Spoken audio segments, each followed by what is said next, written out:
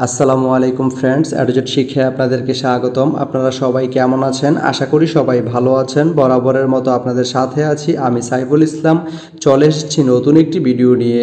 আজকে আমরা জানবো আপনি হরসপুর থেকে নরসিংদী যেতে কোন কোন ট্রেন রয়েছে, সেই ট্রেনগুলো ছাড়ার নতুন সময়সূচি, বন্ধের দিন এবং গিয়ে পৌঁছতে কতক্ষণ সময় লাগবে বিস্তারিত। তো আমি যদি আপনাদেরকে ট্রেনের সময়সূচিগুলো বলে দিই, আপনি হরসপুর থেকে নরসিংদী যেতে প্রথমেই যে ট্রেনটি রয়েছে সেটি হচ্ছে সুরমা।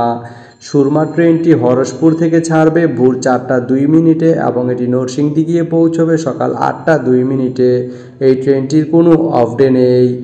এরপরে রয়েছে কালনী। কালনী ট্রেনটি হরসপুর থেকে ছাড়বে সকাল 9টা 54 মিনিটে এবং এটি নরসিংদী গিয়ে পৌঁছবে সকাল 11টা 43 মিনিটে। শুক্রবারের দিন এই ট্রেনটি বন্ধ থাকে।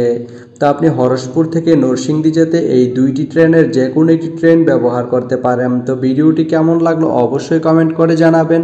আর ভিডিওটি যদি ভালো লেগে থাকে বা আপনার কোনো উপকারে এসে থাকে তাহলে ভিডিওতে একটা লাইক করে দিবেন, কারণ আপনার একটা লাইক আমাকে অনেক ইন্সপায়ার করে নতুন নতুন আরও ভিডিও বানাতে।